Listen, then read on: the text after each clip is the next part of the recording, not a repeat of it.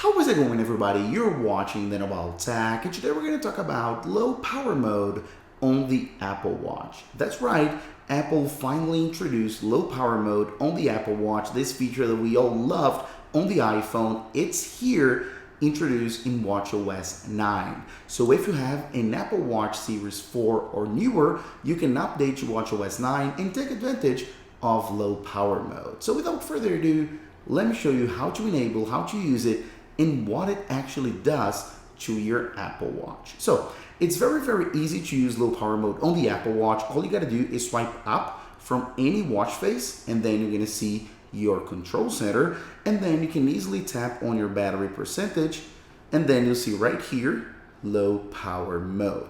And you can easily enable it right from this switch right here. You can also press on a digital crown until you go to your apps, and then look for your settings right here, and then scroll down until you see battery, because there's a section called battery right here.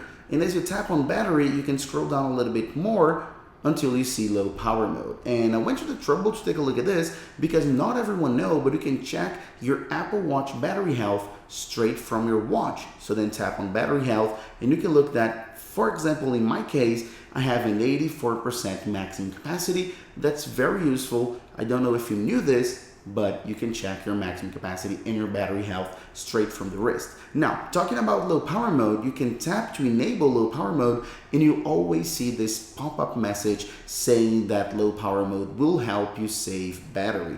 Of course, there's a ton of information here, and I'll talk about what's useful, what's interesting, and what's relevant of low power mode as I go throughout the video. You can easily turn on, or you can turn on for, and maybe you can turn on for a day, 2 days, 3 days, it's up to you. Since I want to just turn on immediately, I'm going to turn it on and then just tap on turn on. And as you can see, it's enabled. And instantly, you'll see the yellow ring right there at the top next to your hour, next to your clock. So then it'll always stay there on every single page, apart from this one, of course, but then it'll always show you your yellow ring showing you that you are on low power mode. Let's go to a darker one, easier to see like that. For example, on your battery indication, it'll show, and it'll show just the yellow ring as well on every single app that it may be in. As you can see, you always see the yellow ring. So let's move on. Let's keep talking about low power mode on the Apple Watch. And just like on your iPhone, every time your Apple Watch reaches 10% of battery, you'll get a notification asking if you want to enable low power mode. So that's super useful.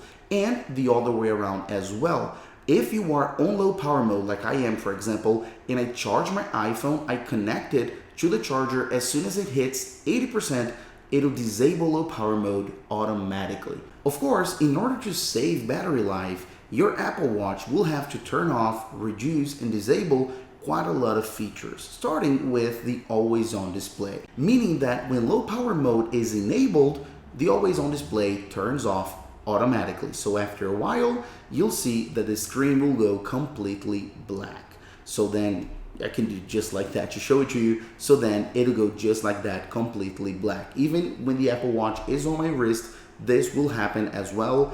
Always on display will be turned off. Same goes with notification for irregular, high or low heart rate. So then we won't get notifications anymore saying that your heart rate is maybe too high, too low, or irregular. It just won't happen anymore when low power mode is enabled. Actually, all background heart rate measurements will be turned off. So the Apple Watch won't be measuring your heart rate in the background, only when you go ahead and open up the heart rate app. If you don't open it up, it won't be measuring your heart rate. Same thing with your blood oxygen. It won't be measuring in the background either, only if you open and manually ask for a measurement. And last but not least, talking about a workout, you know those notifications when the Apple Watch says, "Are you working out right now?" Well, you won't get those notifications either when you are on low power mode. So the Apple Watch won't be checking for you automatically. You need to open it up and enable it manually, just like the old times. Some stuff will also change when you are away from your iPhone while in low power mode. So If your iPhone is away from your watch and it's not connected to your watch anymore, some things will change. Your Wi-Fi and cellular will be completely turned off. Yes, they'll be turned off, so you won't be connected to the internet at all when you're far away from your phone while in low power mode. So then only when you open an app on your Apple Watch that actually requires internet connection, then it will connect to Wi-Fi or to cellular. So it'll be offline until you actually open an app. That way it'll save battery. And on top of that, you won't get incoming calls or notifications at all on your Apple Watch while you are away from your phone in low power mode. So it'll be checking periodically for those missed calls and notifications, but you won't get real-time notifications and incoming calls. And even more features will be affected by low power mode. Like for example, when you make a phone call from your watch, it'll just take longer. Same thing with background app refresh. It'll just be less frequent. Complications as well. Those complications, any and all complications on your Apple Watch, they'll update less frequently. And on top of that, Siri will take longer to process a request. And even animations and scrolling will appear less smooth. So then, as you can see, there's a ton of stuff that will happen when you enable low power mode on your Apple Watch. And pretty much all those features will make your Apple Watch less smart, will make your Apple Watch slower, it'll disable some of the great features that we love, and it'll just make your experience worse on the Apple Watch, but of course, to save battery life. So my recommendation here is, yes, do use low power mode on your Apple Watch, but only when you need it.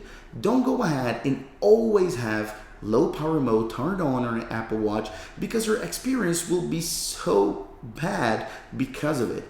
The idea here is to use it on a pinch, not every time, all day, every day. So that's my recommendation. That's low power mode on the Apple Watch. That's how it works. That's how it does. And I hope you enjoyed the video. If you did, please make sure to hit the like button down below. So that's it. And I'll see you on the next video as usual. Bye bye.